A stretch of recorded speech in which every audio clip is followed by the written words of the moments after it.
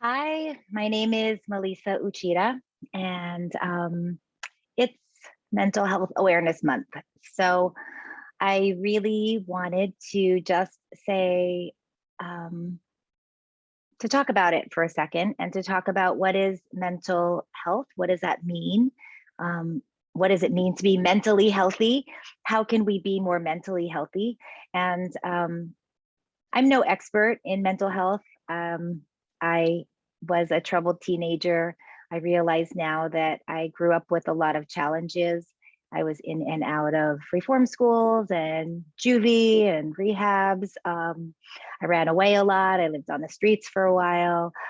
I was not an easy child, and I always thought that it was me. I actually thought there was something wrong with me.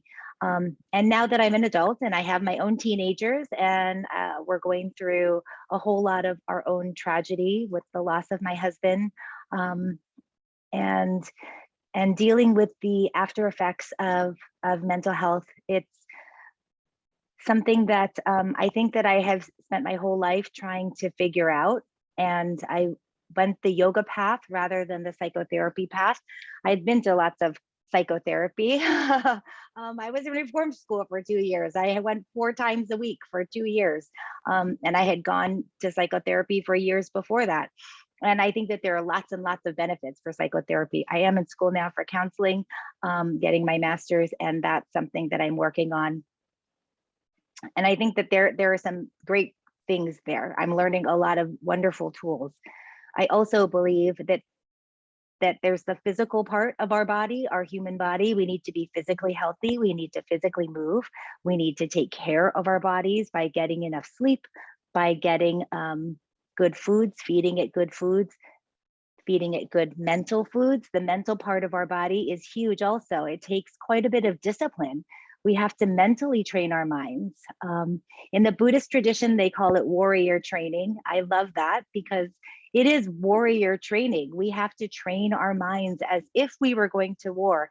And the war that we're going to war against is not war against another country or another type of people. We're all the same. We all come from the same source, right? We're all human beings. We're all these spiritual creatures having this human experience. The war that we're fighting is the war of our mind. Um, and our minds are programmed to look for danger. That's the brain's job. And it does an amazing job. My brain is super programmed to look for danger. And my brain has also spent many years trying to avoid danger. So when we look at what does it mean to be mentally healthy, we have to look at the whole being, our whole organism.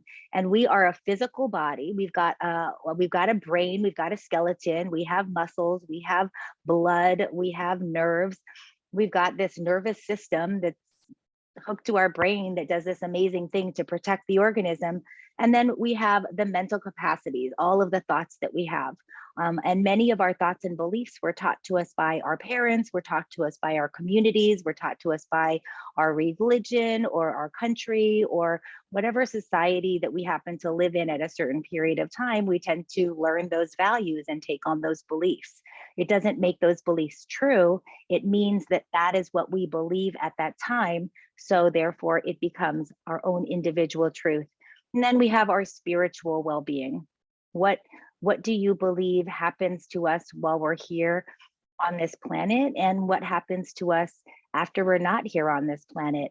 And all of it takes the three combined: the physical, the mental, and emotional. Those go hand in hand, and the spiritual.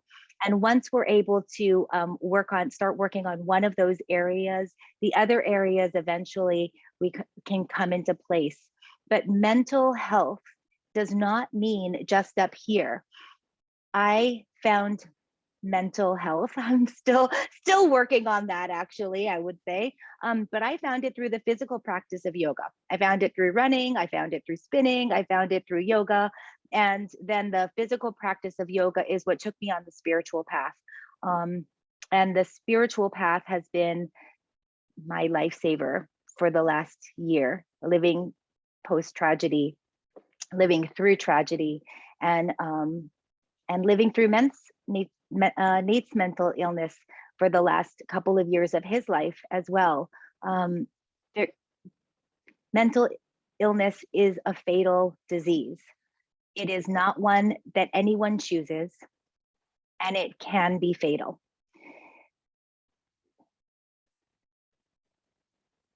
What we can do is to take care of our own mental health.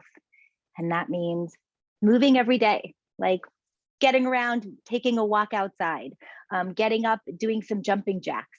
Maybe it's doing 20 push-ups, or maybe you're like, I don't really like that. Maybe it's taking a Pilates class or doing some grief yoga, or Nia, creative freedom kind of movement. Put on your favorite song and dance. That's one of our favorite things. Dance party is like one of the best things that we like to do in our household. And then there's our mental training. So checking in, where are my thoughts? Am I letting my thoughts run around? Are they like puppy dogs that just go, oh, here, oh, there, oh, I'm going to chase after that? And in this world of instant gratification, it's really hard to get the mental training. I will tell you, I mean, I struggle with it just as much as anybody else, because I like the quick fix too. I go, whoa, yeah, that's so easy and it could be so quick. But the working hard towards something and putting in the work and then slowly starting to see the progress and the rewards that come from it, that's a huge help. And then of course, spiritual practice. For me, every day I turn and I am grateful to God, universal consciousness. There are lots of different words that you might use, but it's being grateful for anything and everything that we have in our lives. The other night I was taking a shower and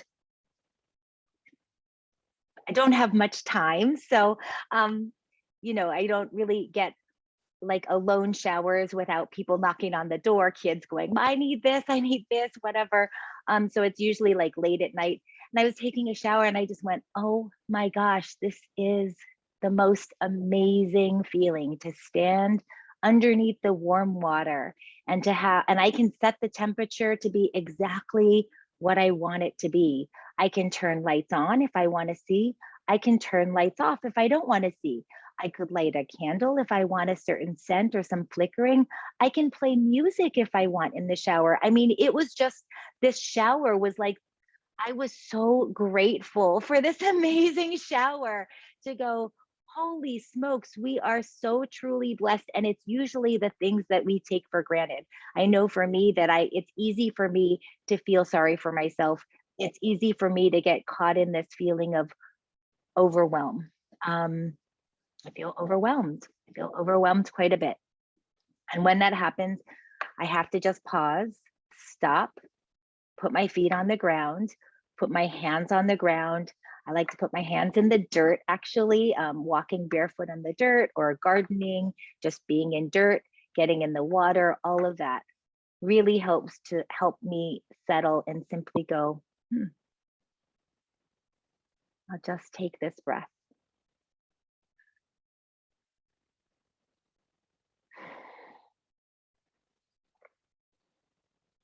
That's one.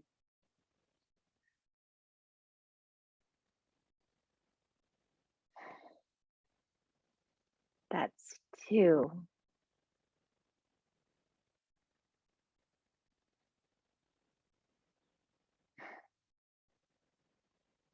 That's three. And within 3 breaths, I can go from, oh my gosh, what am I going to do next? It's too much. I can't get it all done, to, oh, yeah, that's right. I get to take a warm shower today. How awesome is that? I get to plant some flowers today. How awesome is that? I get to read some inspiring words. I get to write some inspiring words. I get to look into my kids' eyes and put my hands around their cheeks and say, I love you so much. You're just squishy. What a blessing that is. So, Mental Health Month, Mental Health Awareness Month. I am here simply to let you know that you are not alone. No matter what you're going through, no matter what you feel at this moment, no matter what mountains you're looking up at and what challenges you have to deal with, please know that you are not alone. We're in this together. And I really believe that that we are all spiritual beings having a human experience. We are all intimately connected. And that means intimately connected, not just with our friends, with our biological family. I actually don't have any relationship with my biological family. It's okay. We are intimately connected as human beings because we all come from the same source. And we're here to help support each other. We're here to help lift each other up. We're here to help raise each other. Now, because we're human beings, we have these human emotions, we have egos, we have skin. The skin helps to keep things out and it helps to keep things in. We can easily isolate, we can easily protect ourselves. And to some degree, that's absolutely necessary. And at the same time, please know that you are not alone. Okay, that's all I wanted to say. And thank you so much for watching.